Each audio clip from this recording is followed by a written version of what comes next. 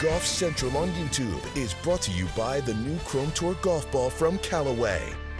Evening, Anna Jackson. So pleased to be alongside Melry and Brandel Chambly for what is one of the biggest weekends in the women's game that we have seen all year long. Mel, I asked you in pre-game if you thought Angel Yin was still going to have the solo lead coming into tomorrow.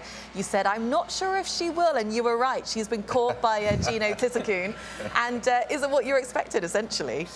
Yeah, look, I mean, it was for the taking today. I felt like everybody was going low, and it was almost difficult to leapfrog players because I felt like everybody was just making birdies all over the place. I mean, there was only 10 players today that shot over par, so scoring was very low. And yes, I do take it back a little bit with Angel. I thought she held herself with a lot of respect today, and she showed a lot of determination.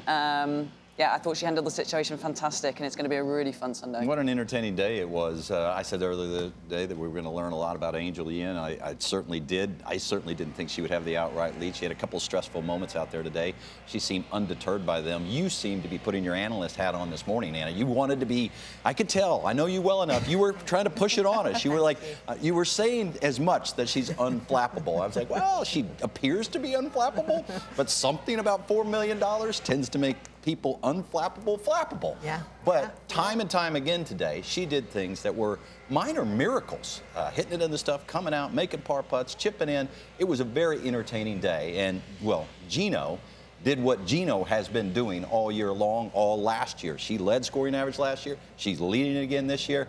I know she doesn't have, like, scores of wins, but they're coming. They certainly are. And yes, you're right, by the way. Brandel said to me before today's round, he said, Angel Yin, higher or lower? 74. I said, lower, Brandel. Come on, lower. You said lower by 1. I did. That is true. But both of them put on a terrific performance. So let's go and get straight to the highlights, shall we? And just see how we ended up with these two at the top of the leaderboard through 3 rounds here at the CME Group Tour Championship. Angel Yin, we saw this at the top of the show, I didn't think Brandel. she was going to do this. I mean, she's coming off a birdie at the 5th. Across the green, 50, 60 feet. This woman's got ice in her veins. It was an amazing start. That would give her a 4-stroke lead so early in this round then, and we were thinking, surely not. But her putting all week long has been outstanding. Yeah, I don't think we can actually find the actual total length of feet hole because it's just broken the calculator. But yeah, I mean, this is on the par 3-8. I mean, I just feel like she's just drained every single long putt that she's looked at. It's kind of, it's either going in or it's been very, very close. Well, this was her chaser. She started the day 4 back, but it didn't last long, now on 10. You know, she came up on her set earlier the week, and she had finished 10th the first time she was here, 5th the second time she was here. It seemed inevitable that the next in-order finish might be first. Well, she's on her way, thanks to those birdies. Now just 3 back of Angel Yin now. This for birdie on 9. And again, just another beautiful putt. She just drips that in the left edge there, but again, just an absolute a bomb that she's making. It's just incredible. And Gino turned in 3 under par. She made the birdie at the 10th and then made the birdie at the 11th after this gorgeous shot to just a tap in. Well, that would get her 3 back of Angel. So she keeps trying to close the gap, and she's doing a pretty good job of it. Well, this for another birdie for Tiburon on 12. Yeah, another beautiful iron shot. She doesn't miss many greens. We were talking about this the other day when she came on the studio. She just used to work in a short game. I said, well, you don't, because you don't really miss any greens. So another beautiful putt there makes it, she gets to 12 under, so she's only 2 back from Angel at this point. And pause now for another Angel Yin. Beautiful putting stroke down the hill. How many have we seen her make? Not surprisingly, she makes more putts outside of 10 feet than anybody in this field over the course of this whole year. Back to 3 up over Tiburon Yin now. This to save par. Very unlike her this week. One of the shortest putts she's missed all week there, and she would bogey that, drops to 14 under. You can't make them all, though, can you? No. Come on, I mean, it's been insane. So she's 2 up now over Tiburon. This is Gino now on 17. Yeah, if Gino goes on to win, this may well be shot of the week for me.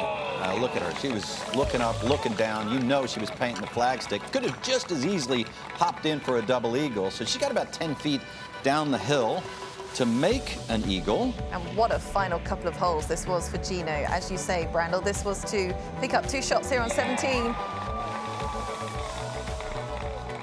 No problems there. So that ties her with Angel Yin, and she has still got the opportunity to take the solo lead. This was a very long birdie putt on 18, Mel. It was. I mean, this is exactly how you want to finish your round, don't you? I mean, 9 under. Very impressive, just a beautiful putt. Beautifully read, beautiful pace, 9 under. And that's why she's at the top of the leaderboard. Yeah, and if there's ever a moment where you can sort of get out of, well, the right frame of mind, I mean, that's somebody totally into the shot, totally into the moment, not thinking about the results, not thinking about where she's at. These are really tight lies, and she just had to have great technique and all kinds of trust to pull that off. Well, it was a third round at 63 for Gino Titakun. It was a third round 67 for Angel Yin, as they will be going into tomorrow neck and neck at 15 under par. You can see just how close Angel Yin has been a couple of times already on the LPGA Tour this season. She had a late start to the season because she broke her ankle at the end of 2023, but she made up for it. That closest call coming in that tied for second at the Portland Classic, finishing 2 strokes behind winner Maria Jutanagan. So let's hear from Angel Yin following today's another impressive round. I mean, the course I honestly think is playing pretty tough, so I'm happy with my score. I'm scoring still. I'm making some mistakes, but saving a bunch, so there's a lot of positives. Big eagle there on 6 for the scorecard. Can you talk me through that one? Yeah, so, I mean, chipping has been really tough in the afternoon the last 2 days because, you know, when the grain is quite burnt out, it doesn't really grab or do what it's supposed to, like in the morning with the wetness in the morning as well. So, you know, I just knew where I needed to chip, and I had a good line on it, and it just dribbled in.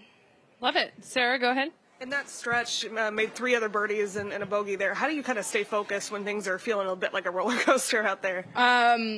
Yeah, I mean, I just knew I had to keep grinding it out, and I needed to trust what I'm good at, and that was it. And it got a little rough, but it was good. I know you tend to be a strong putter, but what's been like clicking for you this week? You've knocked in some long putts. Yeah, I mean, honestly, just degree reading. My putting coach, Gareth, he goes, if you don't make the putt, you misread it. And so it's true. And then Michelle's been helping out. My caddy has been helping me out with my reads. And so with both our reads, it's been really helpful. How have you managed to kind of make your way around with the grain? I think that's always the trickiest thing in Bermuda. Well, I just been relying on Michelle, but she's been teaching me a lot, so hopefully I can take away from some of that and not always rely on her.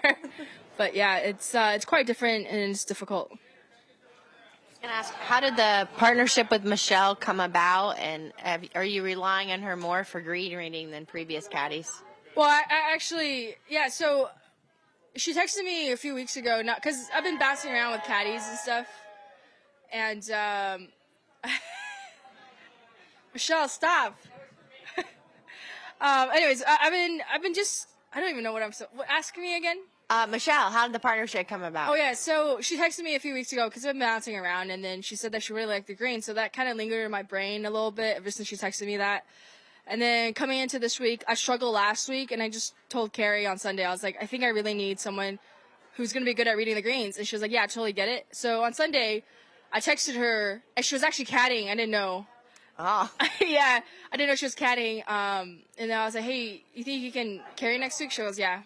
That was it. So the second question was, are you relying on her more on the greens than you typically would with a caddy? Yes, 100%. Thank you. All right, last question here.